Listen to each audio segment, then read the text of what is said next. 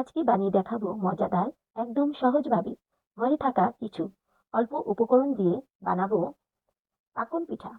প্রথমে মসুরির ডাল দিব, ভালোভাবে ধুয়ে নিয়ে প্রেসার কুকারে দিব। সাথে দিব পানি আর আলু। স্বাদের জন্য পরিমাণ মতো লবণ, হলুদের গুঁড়া দিয়ে প্রেসার কুকারের ঢাকনা দিয়ে ঢেকে কিছু সময় রান্না করব। সিদ্ধ হয়ে গেলে প্রেসার কুকারে খুলে দিয়ে দিব আটা। আটা দিয়ে ভালো করে মাখিয়ে নিব। সাথে দেব একটা ডিম। ডিমটা দিয়ে আটার সাথে মাখিয়ে নিতে হবে রুটির গায়ের মতো করে।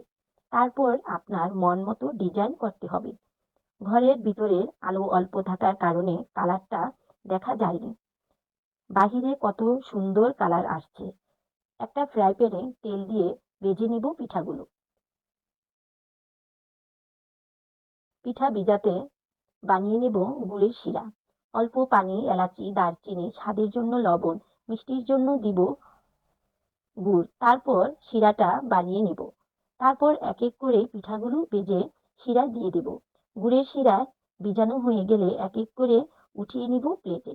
পিঠাগুলো পিঠাগুলো দেখতে যেমন সুন্দর হয়েছে, খেতেও অনেক মজা ছিল।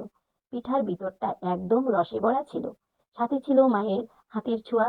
আর মায়ের হাতের এই পিঠাটা খেলাম 2 বছর পরে। সবাই আমার মার জন্য দোয়া করবেন। আল্লাহ হাফেজ।